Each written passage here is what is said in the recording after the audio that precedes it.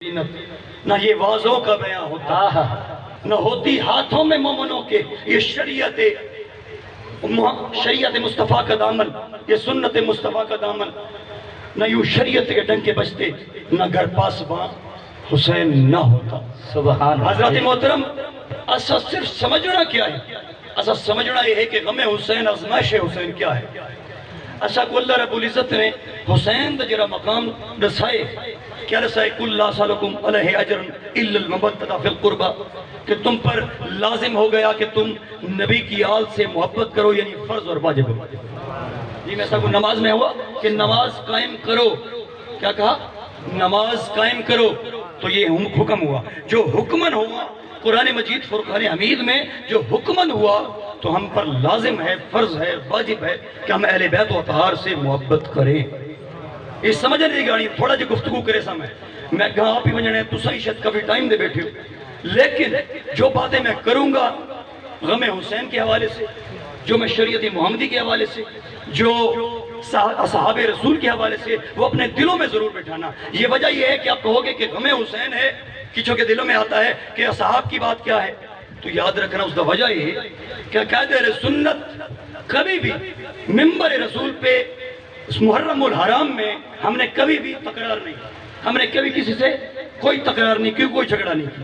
ہم کہتے ہیں ذکر حسین ہو اور بلند ہو، لیکن اسی سٹیج پر کھڑے ہو کر منبر رسول پر کھڑے ہو کے اسی کے صدیق کو گالی دو، اسی کے دوست کو گالی دو۔ محرم الحرام تم حسین کے غم میں اس کی شہادت کو بیان کرنے کی بجائے تم اگر صدیقیت کو جھوٹا کرو، تم عمر کو جھوٹا کرو، تم عثمان غنی کو جھوٹا کرو، تو یاد رکھو پھر ہم اس چیز کو برداشت کریں۔ دیکھو پھر واریت آج تک نہیں چلی۔ عراق اور شام اسی لیے فنا ہو گیا کہ روس اور امریکہ کا اسلحہ ہے اور لڑ شیعہ سنی رہا۔ کیا ہے کہ علی حق پر ہے، صدیق حق پر ہے، تم علی سے زیادہ جانتے ہو، تم امام حسین کے مقام کو علی سے زیادہ جانتے ہو، تم ابو بکر کا مقام علی سے زیادہ جانتے ہو، تم عمر فاروق رضی اللہ تعالیٰ عنہ کا مقام ان سے زیادہ جانتے ہو، کیا عثمان غنی کا مقام تم ان سے زیادہ جانتے ہو؟ آج دی بیعت اتنی مضبوط ہے کہ لوگ سارے حکم تے تڑپ گئے، سارے مرید۔ تو یاد رکھو جب بیعت ہوتی ہے، بیعت کا مطلب بیع کر دینا، بیچ دینا، کہ کلمہ پڑھا جاتا ہے، شہادت دی جاتی ہے کہ میں مرتے دم تک تیرا وفادار رہوں۔ تم اگر کہتے ہو کہ علی نے دل میں منافقت رکھی تو تم توہین علی کرتے ہو کہ علی کے دل میں بغض تھا اور وہ چلتا رہا۔ افسوس کا مقام ہے، ان کی محبت پیدا کرو۔ اہل سنت کا عقیدہ ہے انبیاء سے لے کر اولیاء تک وہ تمام کے مراتب کو اوپن رکھتے ہیں، وہ کسی کی تذلیل نہیں کرتے، وہ کسی اس کی تعظیم نہیں کرتے جو یزیدی ہو۔ یہ بھی اہل سنت کا عقیدہ ہے۔ جو حسینی ہو اس کی تعظیم کرتے ہیں اور اس کی تعظیم کرتے نہیں جو یزیدی ہو، یہ اہل سنت کا عقیدہ ہے۔ لیکن یہ یاد رکھو اس کا یہ مطلب نہیں کہ ہمیں منبروں پر بیٹھ کر توہین صحابہ کریں، توہین اہل بیت کریں، توہین انبیاء کریں، محفوظ و معصوم، محفوظ و پاک اور معصوم و محفوظ تک کو معاملے ہی بھول جائیں۔ ہم نبی کا معاملہ خود نبی معصوم ہو، یہ اختلافی باتیں نہیں ہیں جس پر آج ہماری امت بھٹک گئی ہے۔ ممبروں پر علماء بولنے سے ڈرتے ہیں۔ یاد رکھو خاصوں پر بات ہوئی اور امت فطروں میں پڑ گئی۔ یہ تو عوام الناس کا بات ہی نہیں تھی، یہ تو عوام الناس کے معاملات ہی نہیں تھے کہ ان کے کس کے کیا خاصے ہیں۔ یہ بتاؤ میرے نبی کریم سرکار دو عالم نور مجسم صلی اللہ علیہ وآلہ وسلم، آپ نے فرمایا میری بیٹی خاتون جنت فاطمہ الزہرا رضی اللہ تعالیٰ عنہ یہ جنت میں عورتوں کی سردار ہے۔ سبحان اللہ۔ فرما دیا یہ حق الیقین اور ایمان کا حصہ ہے۔ اما حوا سے لے کر امہات المومنین ازواج محترات بھی ہوں گی حضور کی، تو وہ کس کے جھنڈے تلے؟ خاتون جنت کے جھنڈے۔ یہ ہمارا ایمان ہے، لیکن اس کا یہ مطلب نہیں کہ کسی کا خاصہ گرا دو۔ امام حسین اور حسن کے بارے میں کیا فرمایا؟ اللہ کی طرف سے میرا نبی وہی بولتا ہے جو خدا بولتا ہے، وَمَن يُطِعِ الرَّسُولَ فَقَدْ أَطَاعَ اللَّهَ، جس نے رسول کی اطاعت کی اس نے اللہ کی اطاعت کی۔ میرے نبی نے جو کہہ دیا کہ جب نواز رسول جو ہیں یہ میرے نواز ہے، یہ جنت کے جوانوں کے سردار ہیں، یہ خاص ہے۔ نہ مقصد یہ ہے کہ ہر چیز تم کہو گے صدیق، جس کو پوری زندگی میرے محمد عربی اپنی زبان سے کہیں صدیق، سبحان اللہ۔ تم کسی غیر مسلم کو مسلمان کرو اور مسلمان کرنے کے بعد اسے کہو کہ یہ جو مسلمان کا پہلا خلیفہ تھا منافق تھا، معذ اللہ، دوسرا منافق تھا، تیسرا منافق تھا۔ سبحان اللہ۔ سبحان اللہ تکبیر رسالت خلافت حیدری حضرت حسین لجپال لجپال لجپال لجپال لجپال لجپال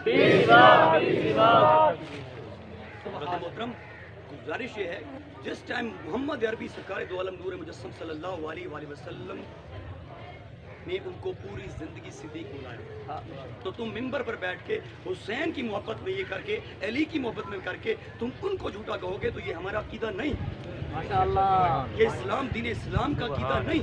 اگر ایسا ہوگا تو پھر فرقہ واریت پڑے گی اور پھر سنی شیعہ ایک دوسرے کو ماریں گے اور کاٹیں گے، یہ اسلام نہیں۔ اس لیے یاد رکھیں، حسین کے مرتبے کو یاد رکھیں۔ امام حسین نے کس سے محبت کی؟ عمر فاروق رضی اللہ تعالیٰ عنہ کا بیٹا آپس میں لڑ رہے تھے، کھیل رہے تھے، اس نے کہا تو ہمارے نوکر کا بیٹا ہے، عمر فاروق کو فرمایا، اس کے بیٹے کو فرمایا۔ عمر فاروق رضی اللہ تعالیٰ عنہ کا بیٹا ان کے پاس گیا کہ حسین نے مجھے کہا تو ہمارے نوکر کا بیٹا ہے، اور خدا کی قسم انہوں نے وہ تحریر اپنے پاس لکھوا کے رکھی، کہا کہ بیٹا جاؤ ان سے لکھوا کے لے آؤ، روز محشر کو یہ بیان کروں گا کہ میں کہوں گا کہ میں حسین کا نوکر ہوں۔ سبحان اللہ۔ حد ہو گئی ہے، ہماری مسنتوں کو برباد کر دیا گیا ہے، ممبر پر کسی کو خوش کرنے کے لیے غلط بیانی کی جا رہی ہے۔ ہم ایسا نہیں کر سکتے۔ جب تک علی رضی اللہ تعالیٰ عنہ سے محبت کرو گے اسی طرح تم تمام خلفائے راشدین سے محبت کرو گے۔ بے شک اگر کوئی علی سے محبت کرتا ہے، زیادہ گنگاتا ہے، اگر کوئی بندہ پیر سواگ دا مرید ہو گئے، پیر سواگ دا مرید، اور وہ پیر بارو بھی ہے، سلطان بہو بھی ہے، اور بھی معاملات ہیں اور بھی خانقاہیں ہیں، اگر وہ ان کا گن نہیں گاتا، زیادہ ان کا ادب کرتا ہے اور علی کا پیر سواگ کا نام لیتا ہے تو تم کیا کہو گے؟ وہ اس کا گستاخ ہو گیا۔ ہم اس پر نہیں بحث کرتے کہ کوئی علی کا نام اٹھاتا ہے، کوئی ابو بکر کا نام اٹھاتا ہے، کوئی عمر کا نام اٹھاتا ہے، کوئی عثمان سے نام اٹھاتا ہے۔ خلفائے راشدین پر حق ہے، کیونکہ خلفائے راشدین کے بارے میں قرآن نے واضح طور پر فرما دیا، اے محمد جو تیرے قرب میں ہیں ان کی لغزشیں ہم نے معاف کر دی۔ قرآن کو جھٹلا دو گے؟ اس لیے یاد رکھو، ہم نے بھٹکنا نہیں، ہم حسین کے نوکر ہیں، امام حسین کے نوکر ہیں۔ ہم نے ان کی شہادت کو اس طرح سے بیان کرنا ہے کہ انہوں نے شہادت کس لیے ادا کی؟ شہادت شریعت محمدیہ کے لیے تھی، شریعت کو بچانے کے لیے تھی۔ نماز و روزہ محراب و ممبر کا کون وارث؟ حسین تھے نا۔ واقع کربلا میں ممبر کا وارث کون تھے؟ حسین تھے، لیکن یزیدیت کے آگے ڈٹ گئے۔ مشکل کشا علی کا دولارا حسین، مشکل کشا علی کا دولارا حسین ہے، ٹوٹے ہوئے دلوں کا سہارا حسین ہے۔ یزیدیت کے آگے ڈٹ گیا حسین، اس میں کوئی شک نہیں۔ وہ باطل تھا، وہ فاسق و فاجر تھا، اس کے طریقے ایسے نہ تھے کہ اس کے ہاتھ پر امام حسین بیعت کرتے۔ اس لیے یاد رکھو، مشکل کشا علی کا دولارا حسین ہے، ٹوٹے ہوئے دلوں کا سہارا حسین ہے۔ مسلم کا سر بلند ہے باطل کے سامنے، کیونکہ ہمارے ساتھ ہمارا حسین ہے۔ حسین ہے، سبحان اللہ۔ شہادت ہوئی، آپ کی شہادت ہوئی، تو شہادت پس منظر تو سمجھ لو۔ جب آخری رات تھی، امام علی مقام خیمے میں گئے اپنے ہی خاندان کے پاس۔ تاریخ یوں بتائی کرو تاکہ جذبہ ایمانی اور شہداء پر انسان کی آنکھوں سے آنکھوں تو ٹپ سکتے ہیں لیکن ماتم نہیں ہو سکتا۔ میں حقیقی بات کر رہا ہوں کہ محمد عربی سرکار دو عالم نور مجسم صلی اللہ علیہ وآلہ وسلم نے فرمایا کہ اپنے منہ کو پیٹنا، اپنے سینے کو پیٹنا اور اپنے پر اس طرح سے جبر کرنا وہ ہماری امت میں سے نہیں ہے۔ یہ غم حسین نہیں، غم حسین میں رونا ثواب بھی ہے۔ اگر تمہیں اس کے محبت میں رونا آیا تو تم روئے اور نوافل ادا کیے، نماز ادا کی، قرآن پڑھا اور ان کی تمام گھرانے کو، ان کی ارواح کو پیش کیا۔ یہ ہو تم حسینی۔ سبحان اللہ۔ جب تم عبادت سے دور ہوگے، عبادت سے دور ہو کے تم نے پورے دن سبیل لگا دی تو تم اس کا اجر کیسے کرو گے؟ جس حسین نے اپنے خدا کو سجدے میں کہا تھا سبحان ربی الاعلیٰ، سبحان اللہ، سبحان ربی الاعلیٰ، سبحان ربی، اے اللہ میں تیری رضا پر راضی ہوں۔ اس لیے کہ اگر آپ کھڑے رہتے کہ وہ حسین جو نواسہ محمد عربی صلی اللہ علیہ وسلم ہے، جو علی کا شیر خدا کا بیٹا ہے، اگر وہ حسین کھڑا رہتا تو ہم جانتے ہیں کوفی لیوفی تمام گاجر مولی کی طرح کٹ جاتے، حسین کھڑا ہوتا۔ لیکن حسین نے، روایت میں ہے، ظہر کی ٹائم کہتے ہیں، کوئی عصر کا ٹائم کہتے ہیں، جو بھی نماز کا ٹائم تھا، بات یہ نہیں، بات یہ ہے کہ بات نماز کی تھی، واہ سبحان اللہ، بات شریعت کی تھی۔ بات سنت رسول صلی اللہ علیہ وسلم کی تھی. تو اس لیے آپ نے کہا, آپ نے خطبہ دیا, لیکن یاد رکھو وہ جب دل پر مہر لگ جائے نا اور کچھ سمجھ نہ آئے, ختم اللہ علی قلوبہم وعلی سمعہم وعلی ابصارہم غشاوۃ وعلی عذاب عظیم.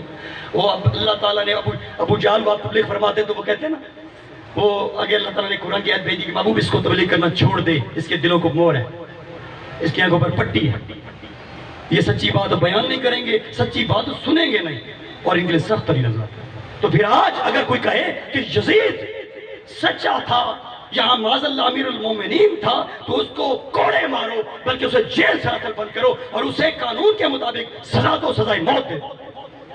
نعرہ تکبیر, نعرہ رسالت, نعرہ تحقیق, نعرہ حیدری, حسینیات زندہ باد, حسینیات زندہ باد, یزیدیات مرتباد, یزیدیات مرتباد. یزید لعین تھا, اسی لیے آپ نے اس کے ہاتھ پر بیعت نہیں کی, ورنہ جس ہاتھ کو میرے محمد عربی چومے, جس چہرے کو میرے محمد عربی چومے, جس زبان میرے محمد عربی کے لابے دہن گیا ہو, وہ اس یزید کا کلمہ پڑھے, اس یزید کی پیروی کرے جو فاسق بھی تھا, فاجر بھی تھا, جس میں وہی نہ کہو کہ اذان امام زین العابدین رضی اللہ تعالیٰ عنہ, جس ٹائم آپ پہنچ گئے نا اور آپ نے کہا کہ خطبہ میں دے سکتا ہوں, خطبہ میں دے سکتا ہوں, تو خطبہ دیا آپ نے, خطبہ دینے دیا, اس نے کہا کہ اب تو سارے شہید ہو گئے ہیں بدبخت. یہ تو چاہتا تھا کہ امام زین العابدین کو بھی شہید کر دوں, لیکن نہیں ہو سکتا. اللہ کا امر یہی تھا, وہ تو چاہتا تھا, لیکن آپ تکلیف کے عمر میں وہاں پہنچے, آپ نے کہا خطبہ میں دینا چاہتا ہوں. یزید نے کہا دو. آپ نے خطبہ دیا, تمام جو مسجد میں موجود تھے تمام لوگ رونے لگ گئے. آپ نے جب اپنا تمام قصہ سنایا, تمام لوگ رونے لگ گئے. تو اس وقت یزید نے دیکھا کہ یہ تمام لوگ تو میرے خلاف ہو جائیں گے جو رو رہے ہیں غم میں. تو اسی وقت اس نے کہا چھوڑو, ممبر کو چھوڑو, اور فوراً اس نے کہا کہ اذان دو. وہاں خطبہ رکوا دیا گیا. اس یزید پلیت نے امام زین العابدین جن کا نام علی تھا رضی اللہ تعالیٰ عنہ, آپ کا خطبہ رکوا دیا اور کہا اذان دو. اور یہ کیسی اذان ہے, یہ کیسی نماز ہے جس پر انہیں پر ہی درود پڑھنا ہے, یہ کیسی نماز ہے اور یہ کیسی اذان. حضرت محترم جب کہا اشہد ان محمد رسول اللہ, جب یہ لفظ کہے تو امام زین العابدین نے اٹھ کر کہا کہ بتا یزید یہاں تیرے نانے کا نام ہے کہ میرے نانے. سبحان اللہ. نعرہ تکبیر, نعرہ رسالت, نعرہ تحقیق, نعرہ حیدری, حسینیات, حسینیات, یزیدیت, یزیدیت. حضرت محترم اس سے بڑی بات ہو سکتی ہے کہ حسین و منی وانا من الحسین, حسین مجھ سے ہے اور میں حسین سے. اللہ کے لیے مجھ سے محبت کرو اور مجھ سے میری محبت کے لیے حسین سے محبت کرو. یہ بہت بڑے فکرے ہیں, یہ انسان کو بچا بھی سکتے ہیں, اور یہ انسان اس محبت میں گھس کر جہاں پر ادھر چلے جاؤ کہ اتنی محبت, وہ کہا سرکار نے فرمایا تھا نا کہ ایک وقت آئے گا, ایک ایسے ٹولے ہوں گے جو محبت میں اتنی بڑھ جائیں گے کہ وہ اس کا موازنہ نہیں کریں گے, یعنی ایک مقام کو دوسرے مقام سے افضلیت دے دیں گے حالانکہ وہ مقام اس کا نہیں ہوگا. یاد رکھو میرے کریم آقا سرکار دو عالم نور مجسم صلی اللہ علیہ وآلہ وسلم نے فرمایا, آپ نے فرمایا افضل البشر بعد الانبیاء بالتحقیق ابو بکر صدیق رضی اللہ تعالیٰ, پھر فرمایا عمر, پھر فرمایا عثمان. یہ خاصا آپ نے حدیث بیان کی, اور تمام ہم عقائد اہل سنت کے حوالے سے ہم بیان بھی کرتے ہیں اپنا خطبوں میں, پوری دنیا میں یہ خطبہ پڑھایا جاتا ہے. تو یہ افضلیت یہ تھی کہ محبوب میں, حضور کی ایک حدیث مبارکہ ہے کہ ابو بکر جنت میں بزرگوں کا سردار ہے. تو حضرات محترم یہ رکھو, یہ خاص اپنے اپنے ہیں, بے شک وہ مالک ہیں, نبی کی آل سے بڑھ کر کوئی ہو نہیں سکتا, ہم نہیں کہتے, لیکن اہل بیت و طہار میں ابو بکر بھی شامل ہے, عمر بھی شامل ہے, عثمان بھی شامل ہے, علی بھی شامل ہے. اسی طرح تمام بہت سارے ایسی فیملی ریلیشنز ہیں جو اہل بیت میں, حتیٰ کہ حضور صلی اللہ علیہ وآلہ وسلم کی ازواج محترمات جو ہیں وہ بھی اہل بیت میں شمار کی جاتی ہیں, جن کو قرآن کہتا ہے, کیا کہتا ہے, تمہاری مائیں ہیں. کیا کہا, تمہاری مائیں ہیں. جو ماں ہوگی تو پھر اس کا منزلت تو ہوگا, اس کا مقام تو ہوگا. جیسے ام سلمہ رضی اللہ تعالیٰ عنہ فرماتی ہیں کہ حضور صلی اللہ علیہ وسلم نے جب حضرت علی رضی اللہ تعالیٰ عنہ اور حضرت فاطمہ الزہرا رضی اللہ تعالیٰ عنہ خاتون حسنین کریمین ان کو چادر میں لیا اور ان کا گھر تھا، سلمہ نے عرض کی یا رسول اللہ میں اس چادر میں ہوں، جس نے ہم پنجتن کا کہتے ہیں، پنجتن یہ محبت کا تقاضا، اظہار محبت ہے، یاد رکھو۔ اس ٹائم سلمہ نے فرمایا عرض کی یا رسول اللہ میں اس چادر میں ہوں، آپ نے فرمایا سلمہ تو جس مقام پر ہے خیر پر ہے، یہ بخاری شریف میں، تو جس مقام پر ہے خیر پر ہے، یہ میری اہل بیت، یعنی آپ نے کہا اس طرح سے میری نسل ہے، لیکن یہاں پر کبھی حسین کی نسل کو یاد کرتے کرتے حسن کی نسل کو بھول مت جانا، یاد رکھنا حسن کی اولاد بھی تو تھی نا، ایک تو وہ تھی جو شہداء کربلا میں شامل ہے، ایک وہ بھی تو حسنی سید ہے جو اپنے 100 کے قریب لگ بھگ شادی کی، کئی دفعہ اپنے آپ سے چھوڑ کے چلے گئے، اور وہ حسنی سید شاید وہ آج بھی موجود ہیں، جس طرح حسین کی آل کو تم محفوظ جانتے ہو، اس طرح حسنی سید کو بھی محفوظ جانو۔ حسن حسین دونوں جنت کے جوانوں کے سردار ہیں۔ حضرت محترم حضور صلی اللہ علیہ وسلم نے فرمایا تو خیر پر ہے، یہ میری اہل بیت ہے، پھر فرمایا دعا مانگی یا اللہ ان کو ہر نجاست سے پلیدی سے محفوظ کر دے، پاک کر دے۔ اسی وقت میرے رب کریم نے قرآن آیت اتاری اور وہ جبرائیل امین لے کر آئے، فرمایا انما یرید اللہ لیذهب عنکم الرجس اہل البیت ویطہرکم تطہیرا۔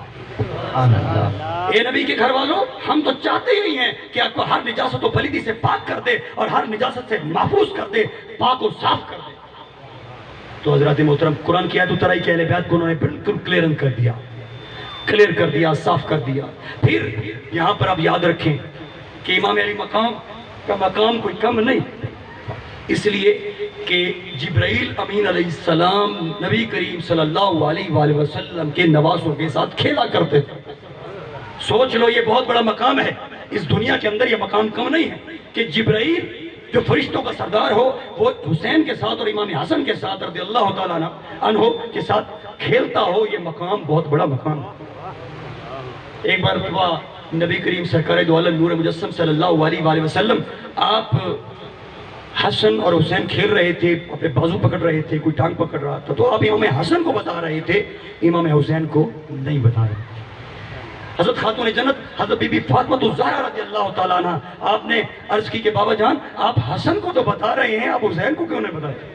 آپ نے فرمایا بیٹی آپ نہیں دیکھ رہی، میں حسن کو بتا رہا ہوں، جبرائیل حسین کو بتا رہا ہوں۔ یہ مقام حسینیت ہے، اس میں کوئی شک نہیں، لیکن محبت اہل بیت میں محبت اصحاب کو مت کھو۔ یہ ہمارا عقیدہ نہیں کہ ہم کسی کو تبرہ کریں، منبر رسول پر بیٹھ کر اس پر تبرہ کریں جو نبی کی تھالی میں بیٹھ کے کھاتا ہو، اپنے ایمان پر مرا ہو، فوت ہوا ہو، اور ہم اسے کہیں کہ وہ کیسا تھا۔ اللہ کے بندے، الا ان اولیاء اللہ لا خوف علیہم ولا هم یحزنون، ہم آیت پڑھتے ہیں، یہ کیا تم کیا کہتے ہو پیر سواق کے لیے؟ یہ تم کیا کہتے ہو سلطان بہو کے لیے؟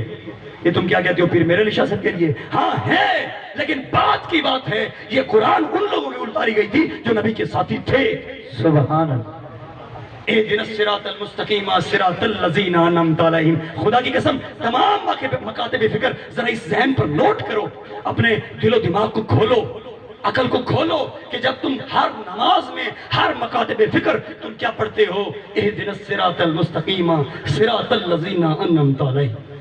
دکھا ہمیں سیدھا راستہ ان لوگوں کا جن پر تیرا انعام ہوا ہے۔ اس سے بڑے انعام یافتہ لوگ کون ہوں گے؟ جیسا ابو بکر ہے، جیسا عمر ہے، جیسا عثمان ہے، جیسا علی۔ سبحان اللہ، نعرہ تکبیر، نعرہ رسالت، نعرہ حیدری، سبحان اللہ سبحان اللہ۔ اب آتے ہیں حضور جی، خود کو سنبھالو، کسی کی محبت میں اتنا منہ بڑھ جاؤ کہ کسی ذلیل ہو۔ ہم جس کی تذلیل کریں گے وہ یزیدی ہو، ہم ان کی تفریق نہیں کریں گے۔ جیسے عمر فاروق رضی اللہ تعالیٰ عنہ کی میت موجود تھی، اگر میں جھوٹ بولوں تو مجھے پکڑ سکتے ہیں۔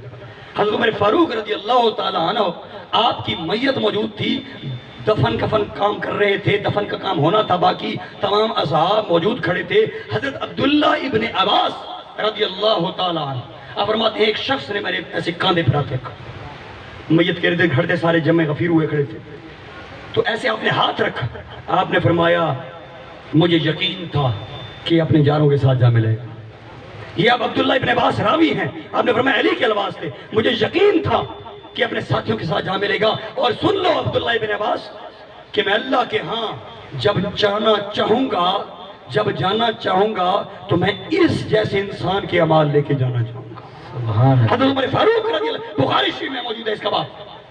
حضرت محترم اس جیسا باب لے کے جاؤں گا. پھر آپ نے فرمایا تھا مجھے یقین ہے کہ اپنے یاروں کے ساتھ ملے گا، کیونکہ میں اکثر سنا کرتا تھا محمد عربی کی زبان سے کہ میں ابو بکر اور عمر گئے، میں ابو بکر عمر آئے، میں ابو بکر عمر گھسے، میں ابو بکر عمر نکلے. یہ تمام مجھے یقین تھا یہ اپنے یاروں کے ساتھ ہی جاؤں گا. سبحان اللہ. یہ علی کے فرمان. یار خدا کا خوف کرو. اتنی بڑی نفرت جن کے ہاتھ پر وہ بیعت کرتے تھے ان سے منافقت نہیں کر سکتے. جھوٹی بیعت کری کبھی علی کر نہیں سکتا. علی کے دل میں بغض رکھ نہیں سکتا، علی دل میں منافقت رکھ نہیں سکتا. یاد رکھو اگر کوئی کہے کہ کوئی حالات ایسے تھے جس کی شجاعت غزوہ خیبر کے موقع پر کہ 15 سے 20 صحابی دروازہ اکھاڑ نہ سکے، حضور صلی اللہ علیہ وآلہ وسلم نے علی کو بلایا اور فرمایا، آنکھوں پر آنکھیں خراب تھی، آپ نے لابے دھان لگایا اور فرمایا علی جا فتح کر کے. یہ علی صحابہ اور بھی کہے تو یہاں پر شجاعت دیکھو. جس دروازے کو 15 صحابہ اکٹھے توڑ نہ سک رہے تھے، علی رضی اللہ تعالیٰ عنہ نے ایک ہاتھ سے کھینچا اور یقین مانے وہ میدان جنگ سے اتنا دور جا گرا جو نظروں سے اوجھل ہوا. سبحان اللہ. اس میں کوئی شک نہیں. شجاعت پھر شجاعت ہو اور اپنا حق نہ لے سکے. باغ فدق پر بھڑا جاتا ہے اہل تشیع کو اور سنیوں کو تمام کو بھڑایا جاتا ہے. خدا را عقل کرو. باغ فدق کا معاملہ بھی ایسی ہے کہ جب یاد رکھو ایک کرائٹیریا اپنے ذہن میں پہلے بٹھا لو. ہمیشہ یاد رکھو حدیث کو قرآن کو سمجھنے کا ایک طریق ہے، ایسے نہیں کہ جو جس طرح بڑھا دے. حضور صلی اللہ علیہ وآلہ وسلم کی جو حدیث مبارکہ تھی، کئی دفعہ آپ نے کیا فرمایا، ایک صحابی کے سامنے فرمایا یا 10 کے سامنے فرمایا، اس صحابی نے اوروں کو بتایا. اور بعض اوقات ایسے ہوا کہ سرکار نے ایک دفعہ زندگی میں فرمایا یا 2 دفعہ فرمایا یا 12 فرمایا. وہ صحابہ تک پہنچتی تھی، حتیٰ کہ حضور صلی اللہ علیہ وآلہ وسلم کے وصال با کمال کے بعد اما عائشہ صدیقہ رضی اللہ تعالیٰ عنہ کے بعد صحابی پہنچتے تھے اور پردے میں بیٹھ کے پوچھتے تھے کہ اماں یہ معاملہ ہے شریعت کا، ہم کیا کریں؟ تو اما عائشہ حضور کی کئی فرمان آپ کو سنا دیا کرتے. تو یہ نہیں ہو سکتا کہ حدیث آپ کہیں کہ ساری حدیث اہل بیت کو معلوم تھی ون ٹو آل، اور تمام حدیث یہ میرے نبی کے فرمان جاری تھے. جیسے میرا خدا کہتا تھا میرا نبی ویسے بولتا تھا، تو فرمان جاری تھے. ایسے کئی ایسی حدیثیں ہیں جو حضور صلی اللہ علیہ وآلہ وسلم کے وصال کے بعد حضور کے اہل بیت نے سنی. حضور کے گھرانوں کو پتہ چلا کہ حضور کا یہ فرمان. یہ کیسے ممکن ہے کہ تمام اصحاب تمام احادیثیں جانتے ہوں اور تمام اصحاب جو ہے وہ ایسا ایسا پھیلتے گئے سرکار کے فرمان صاحب تک پہنچے. بے شک حضور کے بہت سارے فرمان حضور کے وصال کے بعد اصحاب تک بھی پہنچے اور وہ پوچھتے تھے معاملہ. پہلے کئی دفعہ اہل بیت کے گھرانے اصحاب سے پوچھتے تھے اور اصحاب کے گھرانے اہل بیت سے پوچھتے تھے کہ یہ معاملہ اس کا کیا کیا جائے. تو کوئی نہ کوئی راوی نکل آتا تھا کہ حضور نے یہ فرمایا. اسی طرح باغ فتح پر جب خاتون جنت گئی، حضرت ابوبکر صدیق نے صحابہ کرام علیہ رضوان کے سامنے یہ بات کی. یہ بڑا مختصر واقعہ ہے، اتنا لڑائی کر دی جاتی ہے کہ خدا کی قسم یہ امت کو لڑانے کا طریقہ. حضرت ابوبکر صدیق نے وہ آیت سنائی کہ علماء انبیاء کی وراثت علم ہوتی ہے، جائیداد نہیں. یہ حضور کی حدیث مبارکہ. آپ کے آگے کوئی مکالمہ نہیں ہے، خاتون جنت کا کوئی مکالمہ نہیں ہے آگے. آپ خاموشی سے واپس آئی اور پھر یہاں پہ باغ فدق کا معاملہ خاموش نہیں ہوتا، لڑانا نہیں ہے. وہ صدیق جھوٹ نہیں بول سکتا، جو حدیث ہوگی وہ بول دی اسے. اس کے بعد 6 مہینے بعد حضور صلی اللہ علیہ وسلم کے وصال مبارک بعد کتنے سے بعد میکسیمم 6 مہینے بعد خاتون جنت حضرت فاطمہ الزہرا رضی اللہ تعالیٰ عنہ آپ کا وصال ہوا. آپ جب علیم تھی، بیمار تھی، تو حضرت ابوبکر صدیق رضی اللہ تعالیٰ عنہ، یہ آپ کو اہل تشریح کی کتب میں بھی دکھا دوں گا. آپ دیکھ لیں کہ یہ بھڑائے نانا، اسی لیے آپ محبت پیدا کریں. یہ یاد رکھیں اگر وہ نفرت کرتے تھے تو تم پھر ان سے بدتر ہو. یاد رکھو یہ پھر تم اس طرح سے کہو کہ تم تو سوچ بھی نہیں سکتے کہ ان کا تصور کہ وہ ہستیاں کیا تھی، تمہارے ذہن میں غلاظت کیا ہے. حضرات یاد رکھو حضرت بکر صدیق رضی اللہ تعالیٰ عنہ، آپ ان کے دروازے پر جاتے ہیں، دروازہ کھٹکھٹاتے ہیں. جب دروازہ کھٹکھٹاتے ہیں تو حضرت علی المرتضیٰ شیر خدا حیدر کرار رضی اللہ تعالیٰ عنہ باہر آتے ہیں. آپ نے فرمایا کہ میں خاتون جنت کی عیادت کرنے آیا ہوں، پوچھنے آیا ہوں، آپ بیمار ہیں. سب کو معلوم تھا. حضرت علی المرتضیٰ شیر خدا حیدر کرار رضی اللہ تعالیٰ عنہ آپ اندر تشریف لے جاتے ہیں خاتون جنت کے پاس اور کیا فرماتے ہیں کہ باہر ابوبکر صدیق آئے ہیں، وہ آپ کی عیادت کرنا چاہتے ہیں، آپ کو پوچھنا چاہتے ہیں. تو حضرت خاتون جنت رضی اللہ تعالیٰ عنہ آپ نے فرمایا ان کو اندر بلائیں. حضرت مولا علی شیر خدا کو لے کر گئے خاتون جنت کے پاس اور عیادت کی. عیادت کرنے کے ساتھ آپ نے یہ لفظ کہے خاتون جنت سے کہ جب آپ باغ فدق کے معاملے پر میرے پاس تشریف لائی تھی اور میں نے آپ کو آپ کے بابا جان کی پوری دنیا کے وارث آپ ہیں، جنت کے وارث آپ ہیں. لیکن میں آپ کو وہ حدیث سنائی تھی جو حدیث آپ کے بابا جان کی ہے. میں کیا کرتا تو آگے سے، اور میرے دل میں یہ ملال ہے، یہ بڑے بڑے ممبر پر بیٹھ کے مولوی نہیں بولتے، کہتے ہیں جی بڑا فتنہ پڑے گا. یاد رکھو حضرت مولا علی شیر خدا آپ بھی موجود ہیں. آگے سے جب آپ نے پوچھ لیا، حضرت بکر صدیق نے عیادت کر لی، تو عرض کی کہ خیر خاتون جنت جب آپ باغ فتح کے لیے میرے پاس تشریف لائی تھی اور میں نے آپ کو حدیث سنائی تھی اور آپ واپس آ گئی تھی، میرے دل میں یہ ملال تھا، میرے دل میں یہ دل خفا تھا، خوف تھا کہ آپ مجھ سے ناراض ہیں. حالانکہ میں کیا کرتا، میں نے آپ کو بابا کی حدیث سنائی. جب یہ بات کی تو خدا کی قسم یہ میں واضح کہہ رہا ہوں، کوئی جھٹلا نہیں سکتا، خاتون جنت کی بات پر باغ فدق کا معاملہ ختم ہو جاتا ہے، یہ لڑائی کے معاملات ہی ختم ہو جاتے ہیں. پھر علی پاک تک بھی، حضرت خاتون جنت زندہ نہ تھی اس وقت بھی، حضرت علی المرتضی شیر خدا حیدر کرار رضی اللہ تعالیٰ عنہ نے آپ نے باغ فدق اسی طرح چلایا جس طرح ابوبکر عمر عثمان علی. اس لیے حضرت خاتون جنت نے فرمایا آگے سے اس کے بعد کہ آپ میرے دل میں تھا کہ آپ شاید ناراض. حضرت خاتون جنت نے آگے لفظ فرمایا، آپ نے فرمایا کہ ابوبکر صدیق میں اللہ کو گواہ جان کے کہہ رہی ہوں میں تجھ پر راضی ہوں. سبحان اللہ. کیا کہہ رہی ہوں؟ میں اللہ کو گواہ جان کر کہہ رہی ہوں میں تجھ پر راضی ہوں. جب وہ ایک دوسرے پر گھرانے راضی ہیں معاملات کے حوالے سے، سب سے بڑی بات تو پاور یہی لگتی ہے کہ جب حضرت علی المرتضی شیر خدا حیدر کرار رضی اللہ تعالیٰ عنہ آپ سب سے بڑی طاقت رکھتے تھے، اور جب آپ خلافت پر منصوب ہوئے تو تب تو فل پاورفل تھے، لیکن آپ نے باغ فدق کو نہ چھیڑا. کہ آپ نے فرمایا جیسے پہلے خلیفہ نے نظام چلایا ہے میں ویسے چلوں گا، جیسے دوسرے خلیفہ نے چلایا میں ویسے چلوں گا، تیسرے خلیفہ نے چلایا میں ویسے چلوں گا. اور عثمان غنی کو جس کو تبرہ کیا جاتا ہے، یاد رکھو اگر ان کی نفرتیں ہوتی تو عثمان غنی کے دروازے پر حسنین کریمین تلوار لے کر کھڑے نہ ہوتے. کیسی نفرتیں پھیلا دی ہیں ان کی ایک دوسرے میں. وہ ایک دوسرے سے محبت کرتے تھے، وہ ان سے دیکھ سے انس کرتے تھے. اختلافات رائے تو ہر کسی میں تھی، حضور کے سامنے بھی تھی اختلافات رائے، کوئی مشورہ اپنا دے دیتا کوئی اپنا دے دیتا، لیکن اختلافات ذات ان کی کبھی نہیں رہتی. ذات اگر ان میں آ جاتی تو پھر ہم کیسے قرآن و حدیث سیکھ سکتے؟ قرآن و حدیث کی حقیقت تو یہی ہے کہ جب تم قرآن و حدیث کو سمجھو گے ہیں. بس آخری بات کر رہا ہوں کیونکہ میں نے بھی آگے جانا ہے. شاید آپ لوگ بھی تھکے بیٹھے ہوں گے، شاید یہ کچھ لوگوں کو باتیں صحیح لگتی ہیں اور کچھ لوگوں کو شاید، اس لیے میں حق کی بات کرتا ہوں. 11 سال ہو گئے، 11 سال میں اس ممبر پر بیٹھتا ہوں. میں نے کہا ہے کہ جب بھی میں ممبر پر آتا ہوں میرے ٹانگیں کانپتی ہیں کہ کبھی مجھ سے ناحق بات نہ نکل جائے، کیونکہ میں نے اللہ کو جواب دینا ہے، اس کے رسول اللہ کو جواب دینا ہے. ہم نے کبھی بھی اس چیز پر نہیں کی کہ یار یہاں پر یہ طبقہ بیٹھا ہے تھوڑی بات بڑھا دو. ایسے نہیں ہوتا. شان حسینیت کو کوئی گھٹا نہیں سکتا اور صدیقیت کی سچائی کو کوئی جھٹلا نہیں سکتا. حد ہو گئی ہے. اس لیے یاد رکھو، اپنے ایمان کو مضبوط رکھو، امام حسین کی شہادت کو بھرپور طریقے سے بیان کرو، سنو. اس میں سے بغض سے صحابہ نہ سنو اور محبت سے پورا مہینہ. وہ کہتے ایک بندے نے مجھ سے پوچھا کہ ایسی شریعت تا منع کونی کیونکہ حضرت علی المرتضی شیر خدا اور خاتون جنت جر نکاح محرم ہی چھے، وہ تو 50 سال بعد کا معاملہ ہے، تو آپ کیسے ہیں اس میں؟ تو میں نے اسے کہا کہ میری یاد رکھو کہ یہ چیز شریعت قرآن و حدیث تو تمہیں نہیں روک رہی کہ تم 10 محرم کو یا محرم کے مہینے میں یا پہلے 10 دن یا 15 دن تم نکاح نہ کرو یا خوشی نہ مناؤ. لیکن یاد رکھو اگر تیرا اپنا باپ فوت ہو جائے اور اسی دن تو شادی کی ڈیٹ رکھے گا؟ نہیں رکھو گے. اگر نہیں رکھو گے تو جب تمہیں اپنے عزیز اتنے ہیں تو وہ تو حسین نواز رسول. اس لیے یاد رکھو کہ یہ دھاکہ ہو 15 دن ہو، شریعت تو نہیں روکتی، لیکن یاد رکھنا حب حسین روکتا ہے، حب علی روکتا ہے، حب اہل بیت روکتی ہے کہ تم 10 دن 15 دن ٹھہر جاؤ. یار اس دنوں میں حسین شہید ہوا تھا، 72 تن شہید ہوئے تھے. خدا کا خوف کرو. بس یہ ہے، شریعت نہیں روکے گی، تمہیں محبت روکے گی. اس لیے اپنی طریقے سے مہینوں کو بٹانا دو کہ یہ مہینہ اس کا، یہ اس طرح. تو ہر مہینے میں ہر ڈیٹ میں تمہیں سب صالحین کی نام ملے گی.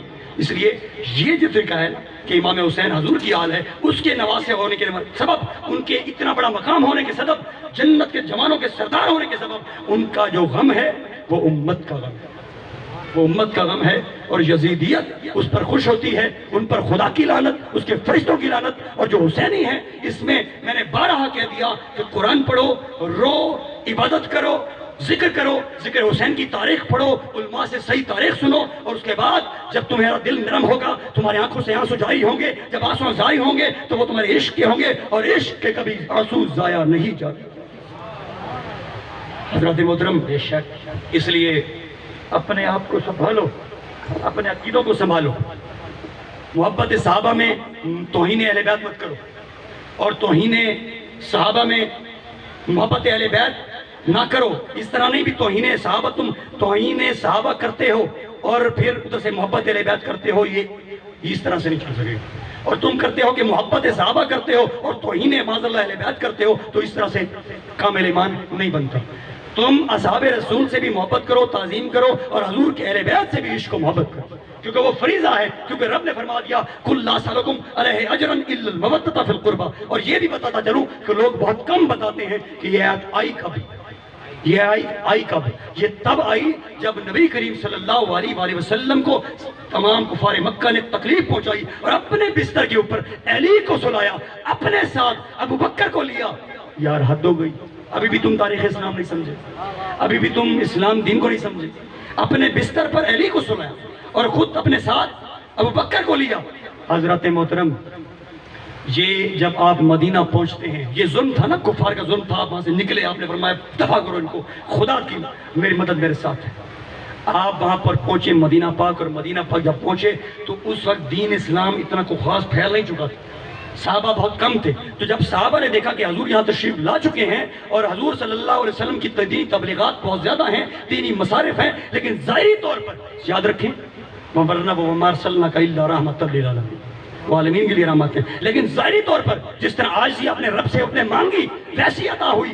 یاد رکھو اس وقت تمام صحابہ نے اپنے سے مشورہ کیا کہ ہم حضور کی بارگاہ میں مال پیش کرتے ہیں، ہم مال پیش کرتے ہیں تاکہ حضور کے تمام جو معاملات ہیں وہ ٹھیک ہو جائیں. آپ کے پاس ظاہری مال و مصارف نہیں ہے. تمام صحابہ کرام علیہ رضوان حضور کی بارگاہ میں پہنچے کہ یا رسول اللہ صلی اللہ علیہ وآلہ وسلم، ہم آپ کے پاس اس لیے آئے ہیں کہ آپ کی وجہ سے اللہ تعالیٰ نے ہمیں دوزخ کی آگ سے بچایا، آپ کی وجہ سے اللہ تعالیٰ نے ہمیں جنت کے نظارے دکھائے ہیں، آپ کی وجہ سے اللہ تعالیٰ نے ہمیں ایمان کی دولت سے نوازا ہے. یا رسول اللہ، ہم نے دیکھا ہے کہ آپ کے دینی معاملات ہیں لیکن ظاہری آپ کے پاس کچھ سامان نہیں، تو ہم نے تمام مال و منال اکٹھا کیا ہے اور آپ کی بارگاہ میں پیش کرتے ہیں، شرف قبولیت عطا فرمائے. یہ مدینے کی بات تھی. تب جبرائیل امین علیہ السلام نے آیت اتری کل لا سلکم علیہ اجرا الا المودۃ فی القربى، کہ محبوب ان سے کہہ دو یعنی مال و منال نہیں چاہیے، ہاں مگر اہل قرابت کی محبت، یعنی اہل بیت سے محبت کرو. تم مال نہ دو، میرے اہل بیت سے محبت کرو. اس لیے اہل بیت سے محبت کرنا ہم پر واجب ہے، فرض ہے، عین ہے، فرض ہیں. لیکن یاد رکھو اگر نفرت صحابہ دل میں ہوگی تو بھی عبادت کہیں نہیں، کیونکہ اہدنا الصراط المستقیم صراط الذین انعمت علیہم، یہ انہی کی نشاندہی ہے جو خلفائے راشدین ہیں. اللہ تعالیٰ ہمیں یہ سمجھنے کی توفیق عطا فرمائے، ہمیں حب حسین سمجھنے کی توفیق عطا فرمائے، ہمیں عبادت اور ذکر و فکر کو سمجھنے کی توفیق عطا فرمائے. اس لیے غم حسین ڈٹ کے کرو کہ ان کو پتہ چلے کہ یہ وہی حسین ہے، یزیدیت کو یہودیت کو معلوم ہو کہ یہ وہی حسین ہے جس کے بابا نے تم یہودیوں کو خیبر میں چت کر کے رکھ دیا. یہ وہ حسین ہے، اس کا بابا نے تم یہودیوں کو خیبر کے موقع پر چت کر کے رکھ دیا تھا. یہ اس کا بچڑا ہے. تم ایک نہیں، تم 1000 نہیں، 1,00,000 نہیں، بلکہ اپنے طریق سے پوری دنیا لے آؤ، حسین کے نام کو تم مٹا سکتے نہیں.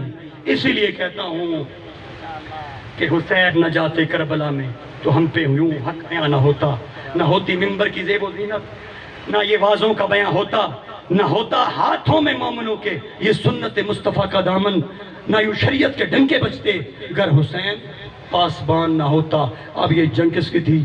حق کی اور باطل کی. بس بٹھا لینا وہ لوگ جو تھے جھوٹ پر تھے، فاسق تھے، فاجر تھے، نمازی تھے، قرآن پڑھتے تھے، لیکن وہ فاسق تھے، فاجر تھے، شرابی تھے، زانی تھے.